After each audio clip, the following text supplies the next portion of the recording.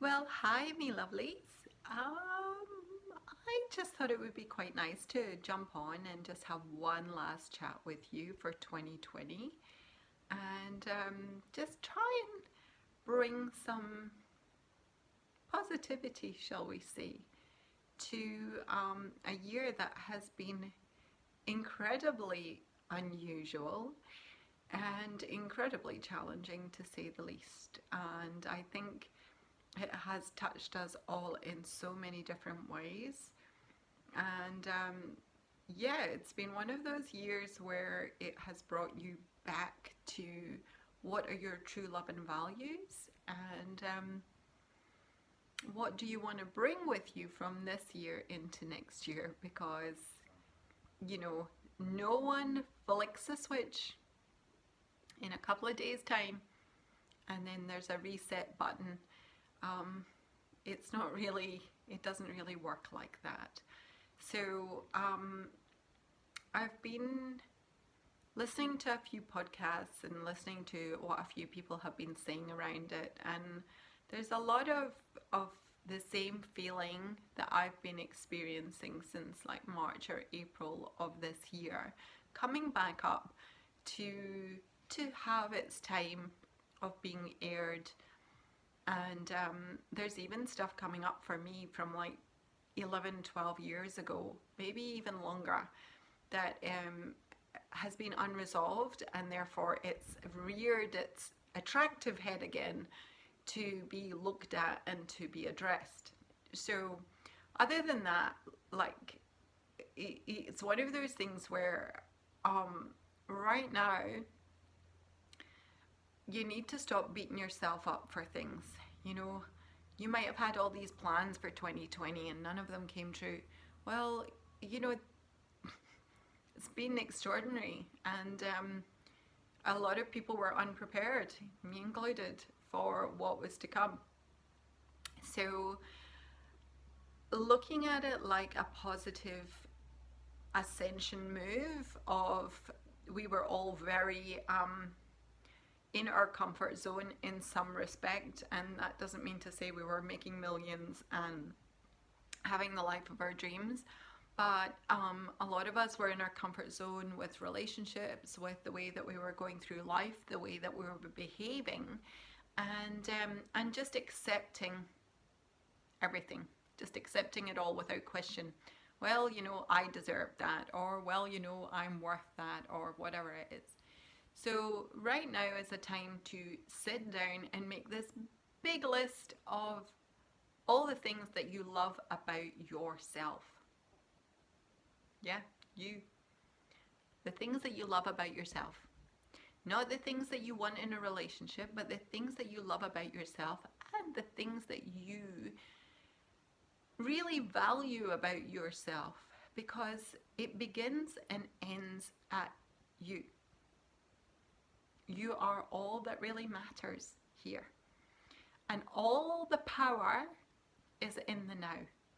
Right now, right here, right now. Not in a couple of days' time, not at midnight, not when you wake up in the morning.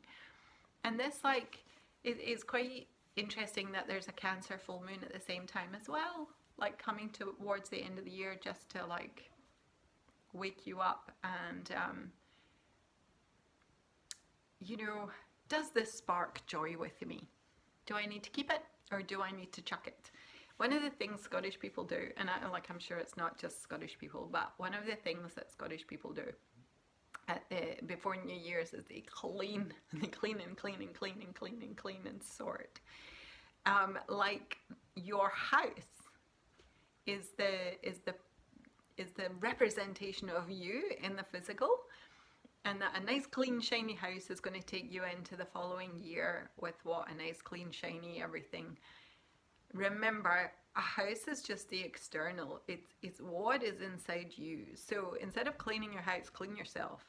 Clean out the things that no longer serve you. They can be toxic thoughts, toxic relationships, toxic friends, toxic environments, toxic ways of training, toxic ways of eating, toxic ways of like thinking about how you eat. Now, that doesn't mean to say you've got to go away and become a vegan It doesn't mean say you got to go and train at the gym. It's like, what is training doing to you? Is it making you feel worse about yourself?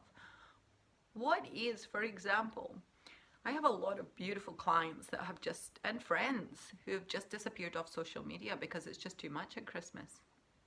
It really is. People can't handle watching other people's like representations of their lives on social media, and it makes them really stressed. It makes them think, oh, I'm not living my best life, or they're still struggling with the conditioning and the programming that we've gone through of comparing your life to other people, the same way you compare your body to other people or your partner to other people. And remembering at that core, it's a bit narcissistic, really. How dare we put all that pressure on someone else or something else to represent us? We are like, we've got to take responsibility for who we are, and we've got to take responsibility for our good traits and our bad traits, or our light traits and our dark traits, and remembering that spirituality is not all love and light. You know what? An awakening is not a pretty thing. An awakening really mostly happens when something terrible happens in your life. And you wake up to the fact that you are not invincible, infallible, 6'2" and bulletproof. Okay? So, you've got to really work with your conscious mind right now, because one of the things that is coming with the awakening of all of us is that we are expanding our consciousness. We are realizing that we're all one. Everybody is of value. Everybody is here for a reason. And, we've also got to realize that if we keep expanding our consciousness and it's not a good thing, it's not you're not being positive about things, you're being picky, or you're being naggy, or you're blaming, or you're like gossiping. That might not be a good attribute to expand. So, being the mean people, the mean kids at school, being the bullies, being the bully in the partnership, or being, passive aggressive, it needs to stop. You need to love yourself first. Talk to yourself like you are your own best friend, and that's not always the best thing. Sometimes you've got to really have a good, what is it they say in Australia? I love this. Go and take a good, long, hard look at yourself. And that is what you should be doing now. What can I do to make my life better? And by making my life better, expanding that out in big love beams to the universe of being nice to other people as well. It's all very well going, kindness is the new black. Usually done by people with a shit ton of money that can be as kind as they like. It's not that either. Charity, I've seen people being professional. What's it called when they give the trust fund money away? I can't even remember what it's called. Do you know, that was actually a thing that was invented in the 1920s and the 1930s, and you can read about it in Think and Grow Rich, where you're supposed to give some of your money away, but upon recent inspection of that and research on that, it was actually a way that the Rockefellers and the Rothschilds and the wealthy people of the world, they pretended that giving a small piece of their fortune away, which they always gained back, was going to make them feel wonderful and put out a good intention to the poor people. And so there was born this thing called charity. And it's a big con, really. If you want to help people, help them. You don't need to make a big show and song and dance about it. You just, being a professional, what is it called? It begins with a P. Anyway, not important. Okay. Anyway, I don't even know why I went there. So, see yourself in a new light. Really think about your gratitude, your self-expression. Be kind to yourself, because if you know what kindness feels like, you will know how lovely it feels just to be kind to other people. You know, that can just be listening to someone's story. I had one of those moments today where I met somebody who had the same accent as me, a bit stronger, and it turned out that his father was assistant principal at my high school, which is going to give everybody from Greenock a good laugh. I can't wait to tell my dad and a friend about this. But anyway, his dad was terrifying. He wore the gown, the headmaster's gown, and the guy said to me today that his mum used to have it cleaned once a month because it was covered in spit down the back. And I said, well, I'm not really surprised because I did see your father beat up quite a lot of kids. So yeah, it was like just an extraordinary moment. Anyway, think about being kind to yourself. Heal and release emotional pain. And, you know, really think about knowing in your heart that this too shall pass. Parent yourself. That's a good one. You know, if you're lost for ways to be kind to yourself, imagine that you're that small kid that's hiding in the corner for some reason, upset about something, and take yourself out and parent yourself. Do something special with yourself. Like 2021 is going to be a really interesting year, no matter which way you look at it. If you look at it psychically, if you feel into the energy of it, if you listen to the astrology about it, or you just kind of listen to anything beyond mainstream media, you will realize that there is a massive change about to happen. So you might want to get yourself some sort of hobby.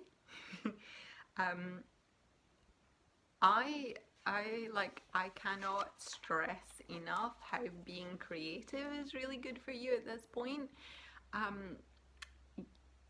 There's so much surprise and excitement coming, so just know that creativity is a form of being present, and it's also a form of freedom. So it could be music, it could be dance, it could be taking up a new hobby, like everything that you could do right now for yourself that is creative. It could even be reading a book, learning to meditate. It is going to be good for you for next year and the rest of your life. Take a chance. Do things that like you've always wanted to do, because time's ticking along. Not that time is a real thing, but it is.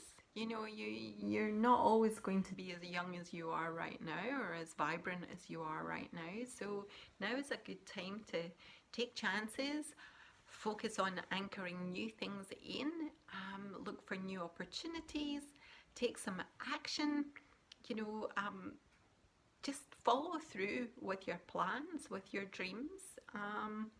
Know that it's an emotional time coming up for everybody. It's the start of a new year. Last year was like, oh my God.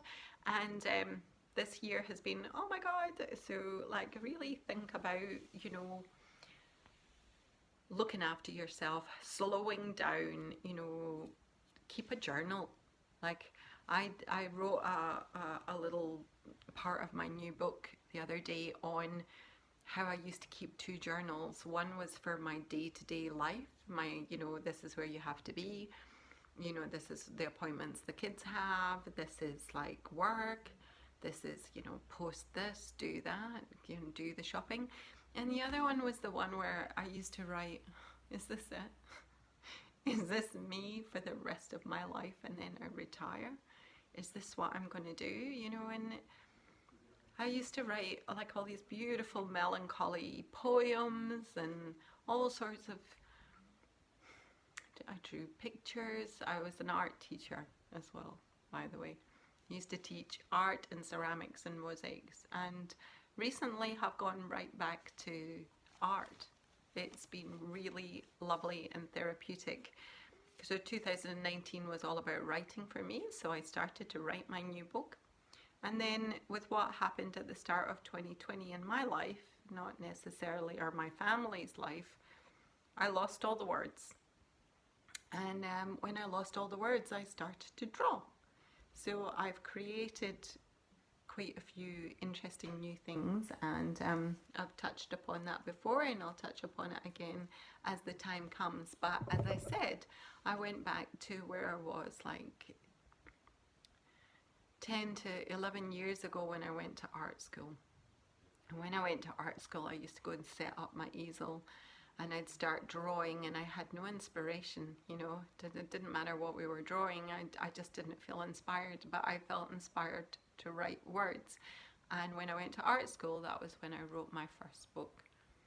And now here I am trying to write my second book, and now I have produced a volume of work artistically, and I'm continuing to do that. And it keeps me very present in the now, and it keeps me very happy in the now. And I get quite cranky when I'm trying to create something and I just don't have time, and I'm getting all the, why don't we go and do this? Why don't we go and do that? And I really just want to be at home creating things, because I won't feel right until I've given birth to this project. And you know, that might be what's bugging you. You might have something inside of you that's been trying to come out for your entire life. And it's time to sort of spend time internally and find that beautiful creative spirit that everybody has, you know, and go for it. You know, what would be horrendously wrong with putting down the phone, the social media, and spending some time nurturing your own inner child, nurturing your own soul. So with challenging things coming, learn how to take care of yourself even better than you did this year. And remember, if at first you don't succeed, try again. Very Robert the Bruce. Yeah, take action. Be ready for big surprises. Find new ways of attracting abundance into your life. Be edgy about what you do. And remember, the bigger rewards come from the bigger chances that you take. So, you know, take some chances and experiment with new things. And yeah, I remember the most exciting things when I used to teach art, especially, was when people came to me and said, I'm not very artistic. We would always find that they were. And you'll surprise yourself every single day if you just take some chances. And remember that there's nothing wrong with keeping 2 journals. And also remember, your thoughts create your reality. So think good thoughts, think good words, and, you know, do kind things. And if you can't do them, stay at home and scribble on a piece of paper, and, you know, keep your weird vibes to yourself for that day. And yeah, smile. Take that thing off if you're wearing one, and smile, even if it's to yourself in the mirror, so you remember how beautiful you are. Okay? 2020, it's been a trip. It's been a time where a lot of us have actually gone out of our comfort zone and started to do this. So do take good care of yourself, and be nice to one another. And yeah, enjoy the transition into 2021. Bye. Lots of love.